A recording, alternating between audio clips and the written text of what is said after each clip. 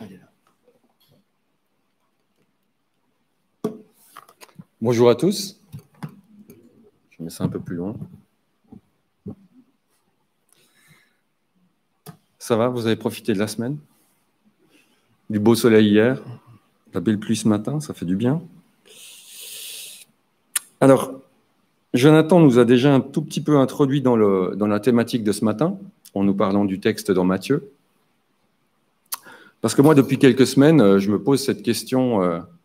On a eu beaucoup de messages ces derniers temps sur l'Église, sur comment ça fonctionne, sur des thématiques importantes. Hein. Mais au final, je me dis, comment vivre ça ensemble?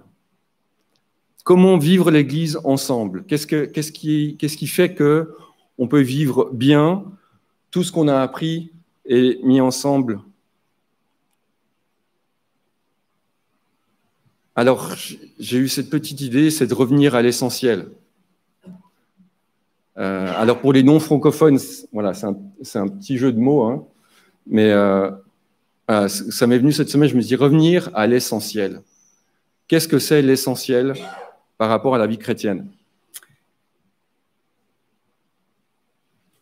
Et en définitive, Jonathan a effleuré un tout petit peu le sujet dans Matthieu, mais on retrouve cette même discussion, enfin, pas tout à fait similaire, avec un responsable de la loi, un spécialiste de la loi, dans Marc et dans Luc. Mais les trois fois, les textes sont un tout petit peu différents.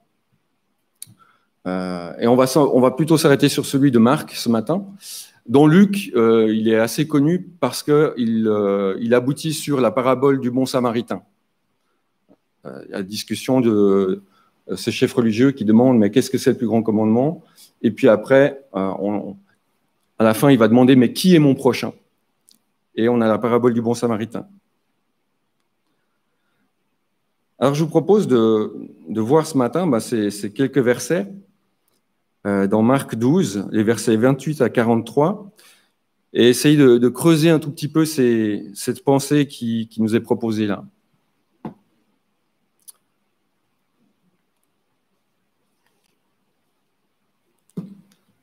À partir du verset 28 du chapitre 12. Un des spécialistes de la loi qui les avait entendus discuter vit que Jésus avait bien répondu aux Sadducéens. Il s'approcha et lui demanda « Quel est le premier de tous les commandements ?» Jésus répondit « Voici le premier. Écoute Israël, le Seigneur notre Dieu est l'unique Seigneur. Et tu aimeras le Seigneur ton Dieu de toute ton âme, de tout ton cœur, de toute ton âme, de toute ta pensée et de toute ta force. » Oups.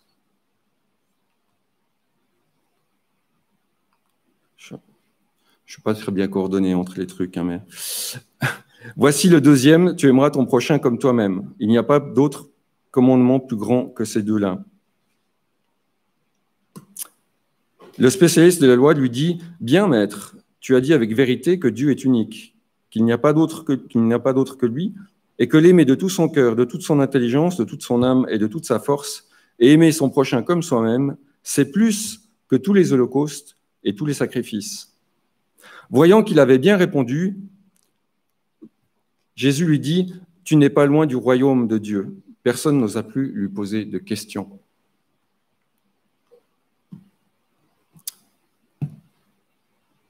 Cette discussion, elle a lieu avec ce spécialiste de la loi juste après toute une série de discussions entre Jésus et des chefs religieux.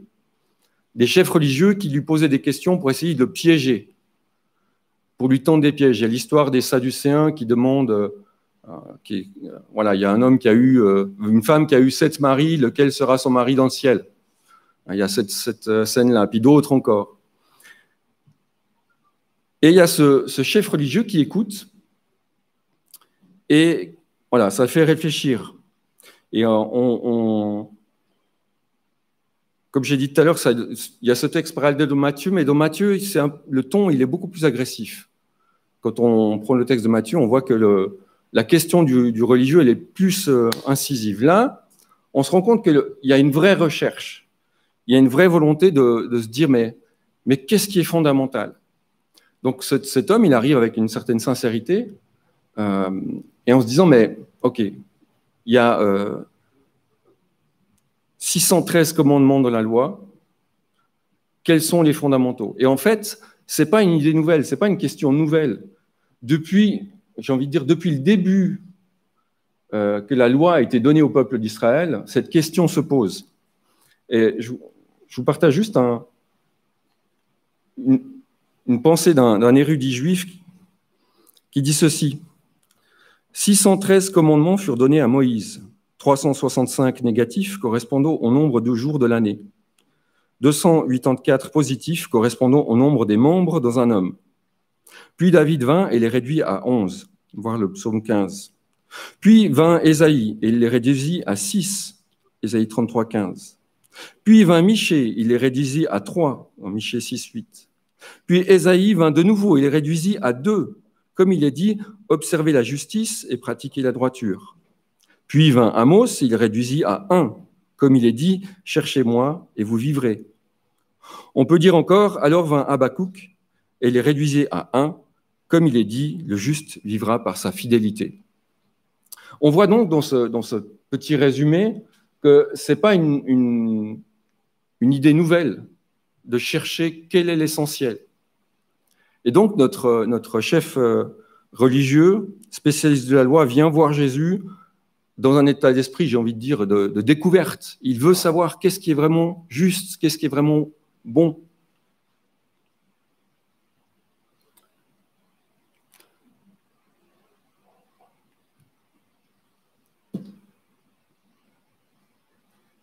Et Jésus lui donne cette réponse. Tu aimeras l'Éternel ton Dieu de tout ton cœur, de toute ta force, de toute ton intelligence.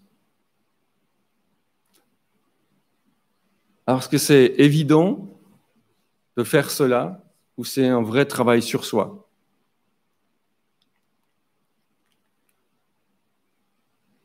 Je ne sais jamais si je dois aller là ou là, mais en fait, c'est là. Moi et la technologie. Donc, Jésus, en fait, il cite un passage de l'Ancien Testament, de la loi, Deutéronome 6, les versets 4 et 5. Écoute Israël, l'Éternel notre Dieu est le seul Éternel, et tu aimeras l'Éternel ton Dieu. Il y a quelque chose d'assez incroyable dans ces commandements, parce qu'en définitive, si on prend le contexte dans lequel ils ont été donnés, c'était quelque chose d'unique que Dieu demande d'être aimé. Tu aimeras l'Éternel ton Dieu. C'est un truc incroyable. Si on reprend dans le contexte de l'époque, la plupart des dieux de l'époque, il ne fallait pas les aimer, il fallait les craindre, il fallait en avoir peur. Parce que c'était des dieux violents, c'était des dieux qui demandaient du sang. Le dieu Baal, on lui faisait des sacrifices d'enfants. Donc c'était vraiment à l'opposé total de ce qui pouvait être vécu au niveau religieux à l'époque. Ça, c'est déjà un premier contraste incroyable. Et puis le côté unique. Alors, dans la traduction, ça ne se retranscrit pas très bien, mais en fait, si on prend l'original, au plus près du texte, ça serait plutôt « l'Éternel est un ». L'Éternel est un, unique, par rapport aux autres dieux, justement, qui sont d'une part multiples, et même chez les différents adorateurs du dieu Baal, dans chaque ville, il y avait une statuette de Baal qui était adorée avec ses spécificités pour chaque ville. Donc, on pouvait dire qu'il y avait un dieu Baal multiple. Là, c'est vraiment un retour aux sources. Comme aujourd'hui, dans certaines religions, par exemple dans le catholicisme, où on va adorer Dieu, mais on va adorer plein d'autres choses à côté. Et puis, une autre chose qui va se passer quand Jésus dit ces versets, c'est probablement qu'au dans la tête de ce chef religieux, il y a plein d'autres versets qui vont suivre. Est-ce que vous avez déjà entendu parler du schéma Israël? Schéma Israël, ça veut dire « Oh, écoute Israël ». Et en fait, c'est la suite de ces versets, les versets suivants, après les versets 4 et 5, qui sont récités très régulièrement par les Juifs orthodoxes avant les cérémonies, pendant les cérémonies, après les cérémonies. Et on va les lire ensemble, ces quelques versets.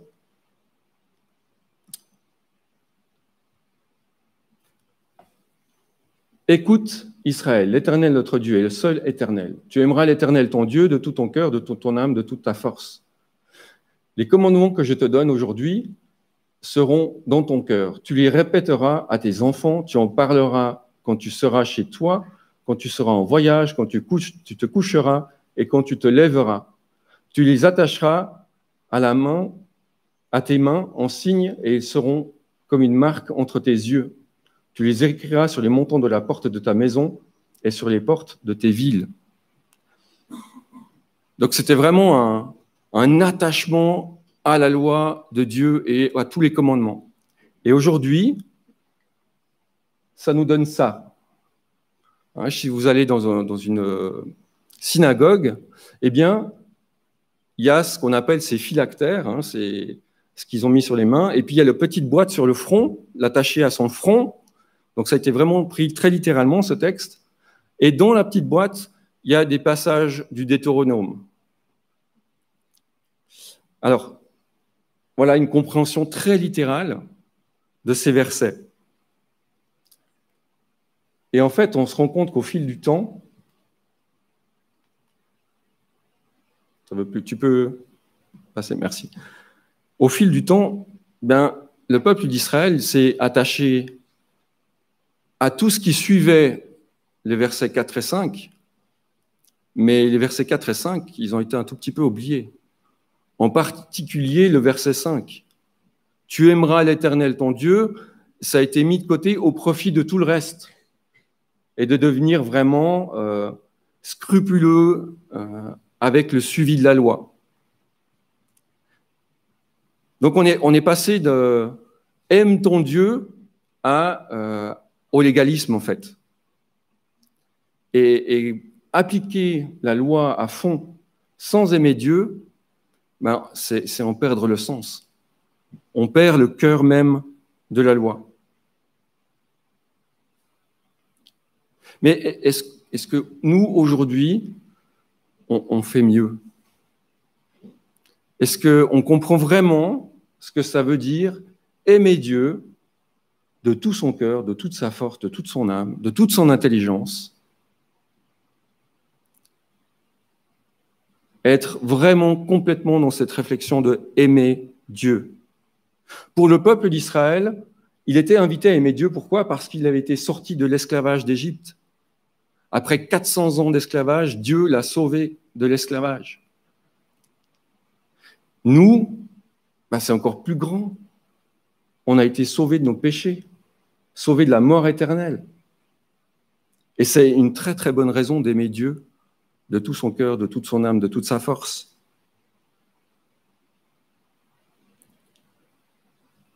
Mais ce n'est pas évident. C'est un travail quotidien. Je pense qu'il y a, moi je parle pour moi en tout cas, j'ai vraiment besoin de réapprendre ça tous les jours. Réapprendre à aimer Dieu. Parce que dans mon quotidien, je le laisse souvent de côté. C'est vraiment un travail à faire sur soi.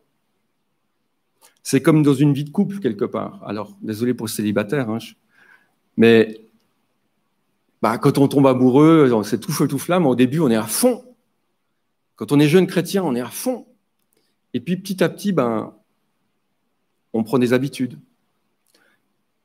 Mais en même temps, plus on va aimer son conjoint, plus on va apprendre à le connaître, plus on pourra anticiper, plus on pourra savoir ce qu'il aime ou ce qu'il n'aime pas.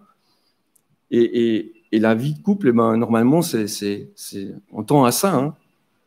Et l'idée, c'est un peu la même chose avec Dieu. Plus on va apprendre à connaître Dieu, plus on va l'aimer, plus on va creuser sa parole, plus on va avoir envie de s'attacher à lui, de faire des choses qui lui plaisent. Et pour les célibataires, moi j'ai des amis qui sont, comme dit la parole, des fois on a des amis qui sont plus que des frères. On les connaît tellement bien. On a une amitié très forte et sincère avec. Et c'est quelque part le même type de relation. On sait ce que cet ami va aimer ou pas, et des fois, on fait vraiment des gros efforts pour nos amis. dans un livre sur le mariage que j'ai lu il y a longtemps,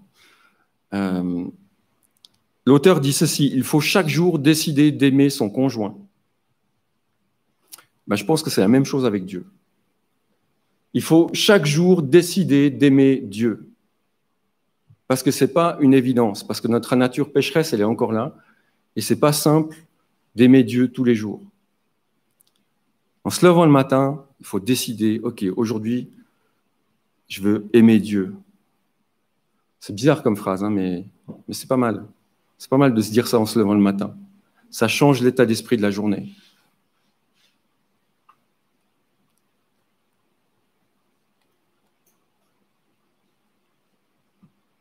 Le deuxième commandement qui nous est donné, tu aimeras ton prochain comme toi-même. Pareil, évidence ou travail sur soi. Évidence ou travail sur soi. Et là encore, j'ai de la peine avec cet engin ce matin. Là encore, c'est un verset de l'Ancien Testament qui est cité dans Lévitique 19-18, qui nous dit « Tu ne te vengeras pas et tu ne garderas pas de rancune contre les membres de ton peuple. Tu aimeras ton prochain comme toi-même. Je suis l'Éternel. » Jésus cite ce verset, mais qu'à moitié. Et c'est vrai que pour les Juifs de l'époque, quand ils entendent ce verset, ça correspond à aimer son prochain, c'est aimer les Israélites en fait. Le prochain, c'est l'Israélite. C'est mon peuple. Et c'est probablement la raison de la question dont Luc, de ce chef religieux, il est dit que le chef religieux, voulant se justifier, demanda à Jésus « Qui est mon prochain ?» Et s'ensuit cette parabole du bon samaritain.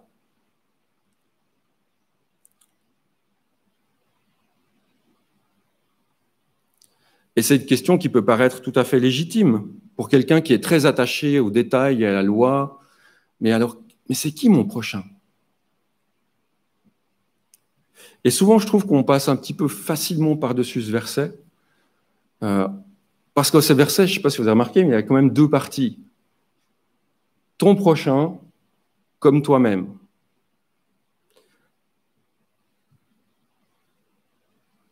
Aimer son prochain comme soi-même. Comme soi-même. Est-ce que vous êtes déjà posé cette question ? Est-ce que je m'aime assez pour aimer les autres ? Moi, je me pose de temps en temps cette question. Sans entrer dans des grandes pensées philosophiques, mais alors, un petit bout de témoignage personnel, pendant pas mal d'années, je me suis trouvé plutôt nul. Parce qu'à l'école, on me disait, de toute façon, tu es nul, tu ne sers à rien, tu n'arriveras jamais à rien. Le cancre de base. Le directeur même de l'école, il n'aimait pas trop les gens de petites familles ou de petits revenus. Et chaque fois qu'il me reprenait qu'il y avait un problème, c'était « Mais t'es pas à la ferme ici, t'es pas derrière tes vaches. »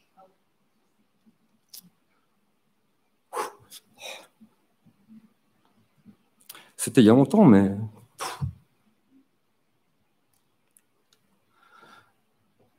Donc, comment avoir une bonne image de soi quand on a ça ? Comment avoir une bonne image de soi quand on est oppressé au travail ? Comment avoir une bonne image de soi quand ça fait des mois et des mois qu'on cherche un travail et qu'on n'y arrive pas ? Quand à l'école, on subit, je ne sais plus en français comment on dit, mais bullying. On se fait rejeter à l'école. S'aimer soi-même quand on a des pressions extérieures. C'est pas si simple. Se dire que même si, des fois, on comprend le concept, hein, Dieu m'aime comme je suis, il m'a fait comme je suis. Concept, on l'a. Mais le vivre et y croire, c'est autre chose.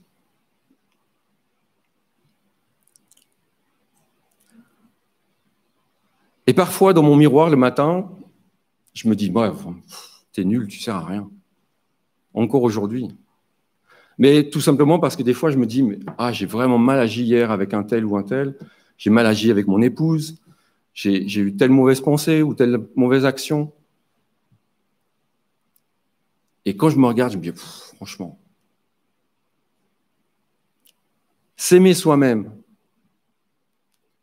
c'est pas facile. Pourtant, on est vraiment invité à le faire, à avoir une meilleure image de soi.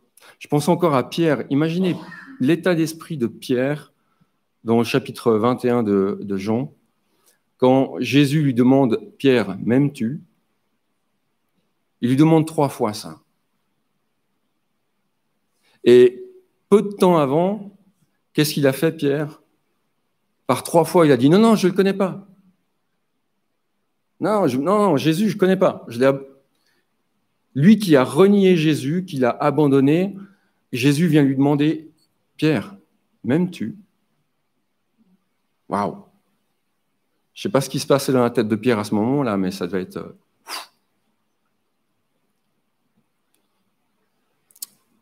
Pourtant, on est vraiment invité à s'aimer soi-même et à avoir de la reconnaissance à Dieu pour qui on est. Il y a un fameux passage, Psaume 139, il est bien connu. C'est toi qui as formé mes reins, qui m'as tissé dans le ventre de ma mère. Je te loue de ce que je suis une créature si merveilleuse. Tes œuvres sont admirables, je le reconnais bien. Mon corps n'était pas caché devant toi lorsque j'ai été fait dans le secret tissé, dans les profondeurs de la terre. Je n'étais encore qu'une masse informe, mais tes yeux me voyaient. Et sur ton livre étaient inscrits tous les jours qui m'étaient destinés, avant qu'un seul d'entre eux n'existe. Je te loue de ce que je suis une créature si merveilleuse. Ça, c'est une des clés pour s'aimer soi-même. Apprendre à être reconnaissant à Dieu pour qui on est, pour ce qu'il a fait pour nous, pour tout ce qu'il nous a donné, notre parcours de vie, quel qu'il soit, difficile ou pas. Être reconnaissant à Dieu pour tout ce qu'il a fait pour nous. Et s'il nous a voulu comme ça, c'est qu'il a une bonne raison. Des fois, moi, je ne comprends pas, mais quand même, c'est vraiment la volonté de Dieu. Et je pense que ce n'est pas naturel. Naturellement, on va plutôt dire merci Seigneur pour la belle voiture, pour le bon travail, pour plein de choses matérielles en fait. Mais remercier Dieu pour qui on est, c'est plus rare. Et on a un magnifique exemple dans ce psaume et je vous invite vraiment à y revenir de manière régulière.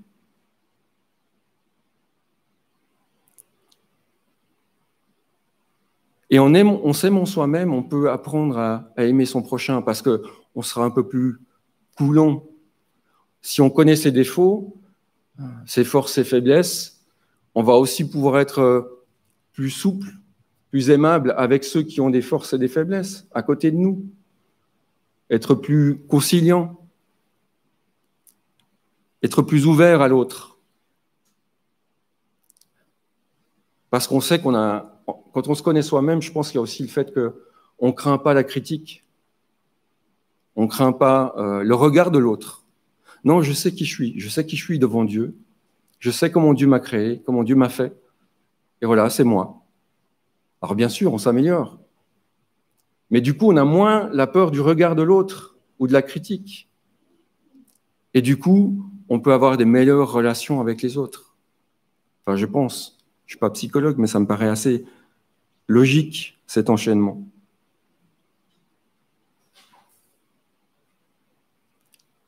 Et les autres, c'est tout le monde. C'est dans l'Église, c'est à l'extérieur de l'Église. Et des fois, j'ai parfois l'impression qu'on est plus dur les uns avec les autres dans l'Église qu'avec l'extérieur. Parce qu'on est plus exigeant, parce qu'on met la barre plus haut. J'ai envie de dire, les païens, ils n'y peuvent rien. Ils ne croient pas en Dieu, c'est pas de sa faute, il peut pas.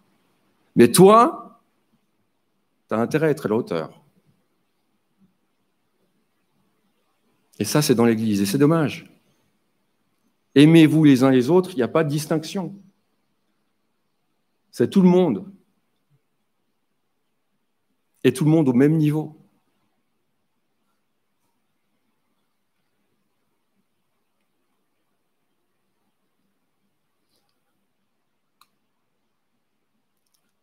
Le spécialiste de la loi lui dit « Bien, maître, tu as dit avec vérité que Dieu est unique, qu'il n'y en a pas d'autre que lui, et que l'aimer de tout son cœur, de toute son intelligence, de toute son âme et de toute sa force, aimer son prochain comme soi-même, c'est plus que tous les holocaustes et tous les sacrifices. »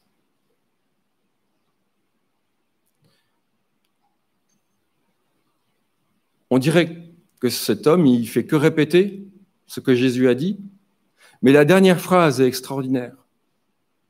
C'est plus que tous les holocaustes et tous les sacrifices. Pour quelqu'un qui est un spécialiste de la loi, dire ça, c'est une bombe, c'est un changement de paradigme total dans la réflexion. Depuis des siècles, le peuple juif met l'accent sur tout ce qui est office religieux, sur les sacrifices pour être agréés par Dieu. Les holocaustes, c'était quelque chose de super important pour le peuple juif.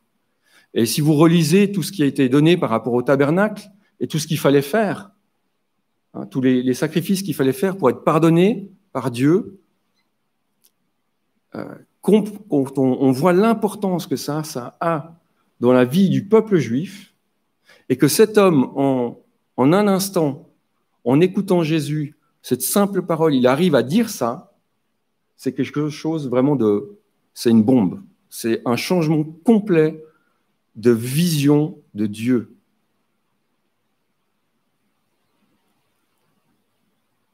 Et en définitive, il comprend en un instant quel est le cœur même de la loi. Le cœur même de la loi, le plus important. Aimer Dieu. Aimer son prochain et s'aimer soi-même. C'est un changement incroyable. Et c'est vrai que nous, encore une fois, dans notre contexte, c'est pas forcément simple à capter parce que ça nous paraît une évidence. Mais c'est pas une évidence pour le peuple juif à l'époque, toujours pas aujourd'hui. Et je suis pas sûr que ça soit si évident que cela, ces versets, pour nous aujourd'hui.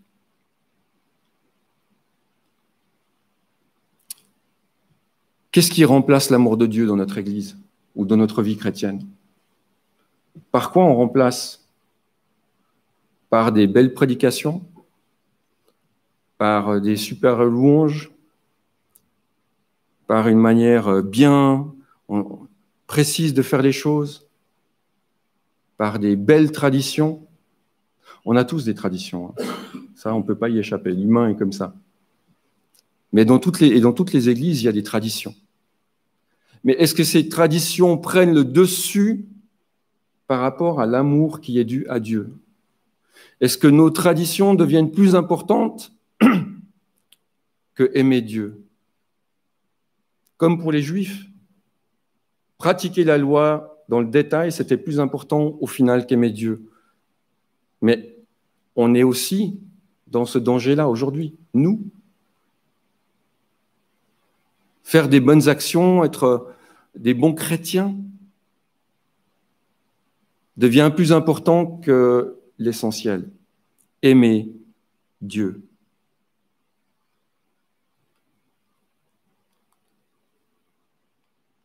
Oups.